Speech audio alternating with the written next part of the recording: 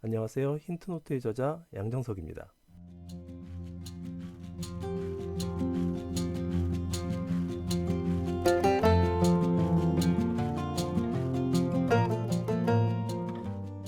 자, 길지 않은 아주 짧은 문장인데요. 여기서 무엇이 잘못됐는지 복잡한 문법이 아니라 간단하게 뿌리 원칙으로 한번 잘못된 부분을 찾아보세요. 자, bring이라는 것은 동사죠. 뭔가를 가져오는 거를 bring이라고 합니다. bring me 그러면 나한테 가져와, 가져다 달라는 거죠.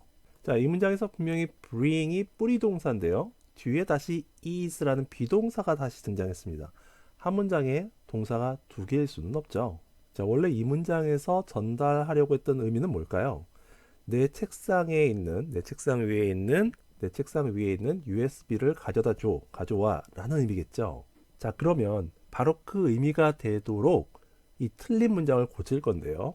여기서 비동사 is를 지우지 않고 그대로 두고 그런 의미가 될 수 있도록 내 책상에 있는 USB를 가져와 라는 의미가 될 수 있도록 하려면 어떻게 하면 될까요? 숨어 나온 동사로 등장하게 하면 되는 거죠. 자, 바로 이렇게 비동사 is 앞에다가 that이라는 단어를 쏙 넣어주면 비동사 is는 숨어 나온 구조가 되고요. 뿌리 동사는 하나, 뿌리가 아닌 동사가 숨어 나왔으니까 완벽하게 원칙을 지켜 만든 구조가 되는 거죠.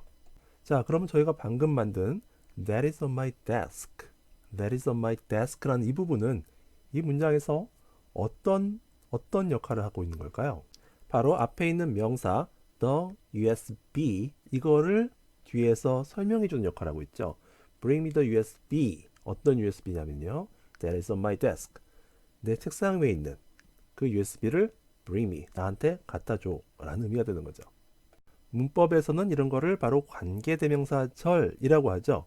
that 이하 전체가 that is on my desk라는 부분이 the USB라는 그 앞에 있는 명사를 설명해주는 형용사와 비슷한 역할을 하는 거죠. 명사를 설명해주는 거니까요. 그래서 관계대명사절을 형용사절이다라고 합니다. 자, 그리고 관계대명사 다음에는 반드시 동사가 나오게 돼 있어요. 동사는 반드시 나옵니다.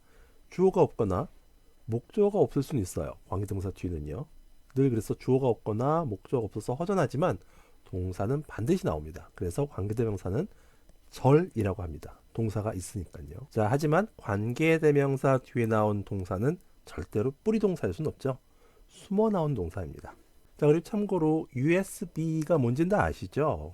자, 이 사진에 보이는 장치들이 바로 USB인데요. 물론 저희가 여기서 뭐 컴퓨터 공학적인 얘기를 하려는 건 아니고요. 그냥 간단하게 USB라는 단어가 어떻게 해서 만들어졌고 그리고 더불어서 발음은 어떻게 해야 되는지에 대한 중요한 힌트 한 가지를 말씀드리려고 하는 건데요.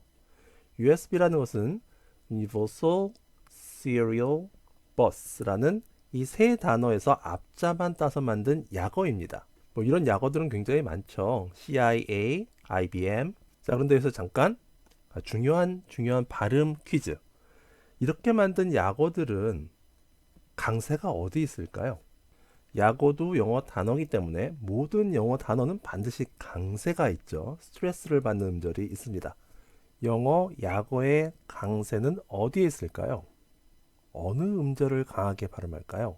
이런 약어들은 맨 마지막 쪽에 그쪽에 강세를 주게 되어 있습니다. 그래서 USB, B가 강세를 가져가고요.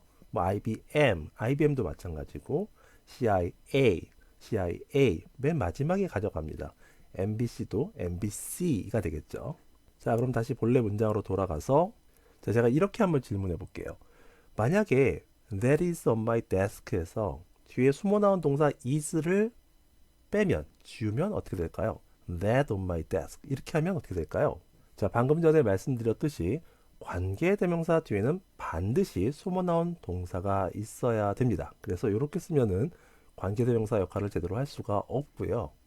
굳이 숨어 나온 동사 is가 꼴보기 싫어서 지우고 싶다. 그러면은 관계대명사와 비동사를 함께 지우시면 됩니다. 자, 그러면 저희한테 굉장히 익숙한 표현이 돼버리죠. Bring me the USB on my desk. 자, 그럼 이때 on my desk라는 이 전치사와 명사로 이루어진 전명구는 어떤 역할을 하는 걸로 보는 게 합리적일까요? The USB on my desk. 책상 위에 있는 USB.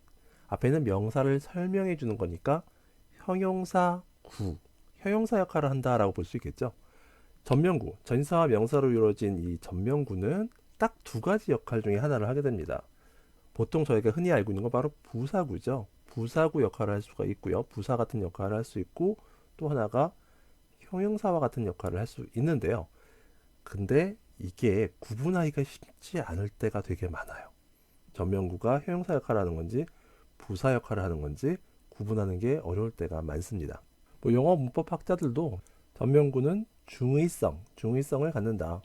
형용사 역할을 할 수도 있고 부사 역할을 할 수도 있다. 근데 때로는 아주 간혹 그걸 구분하는 게 불가능할 때도 있고 해석했을 때 의미가 완전히 달라지는 경우도 있습니다. 뭐 이게 영어에 어떻게 보면 약점일 수도 있어요. 뭐 이 부분을 너무 저희가 깊이 들어갈 필요는 없을 것 같고요. 다만 간혹 전명구를 무조건 부사구로만 생각하시는 분들이 계시거든요. 그렇진 않다라는 것도 참고 삼아 알아두시면 도움이 될 것 같습니다. 간혹 저희가 이런 질문을 받을 때가 있거든요. The USB that is on my desk 라고 했을 때 굳이 뭐 that is 같은 표현을 넣어서 이렇게 번거롭게 길게 풀어서 설명하느냐, The USB on my desk 해도 되는데 이런 질문을 하시는 분들이 계시거든요. 물론 맞습니다. 맞는데 관계대명사로 풀면요 여러 가지 장점인데 그 중에 하나가 관계대명사는 형용사 역할을 하는 절이기 때문에 내가 분명하게 형용사의 의미로 쓰는 거다라는 걸 알려주고 싶다면 관계대명사로 풀어 쓰는 것도 한 가지 방법이 되는 거죠. 일단 어떤 명사를 말하고 그 명사에 대해서 보충 설명을 해주고 싶을 때는 항상 관계대명사절로 뒤에서 설명해주면 되는 거죠.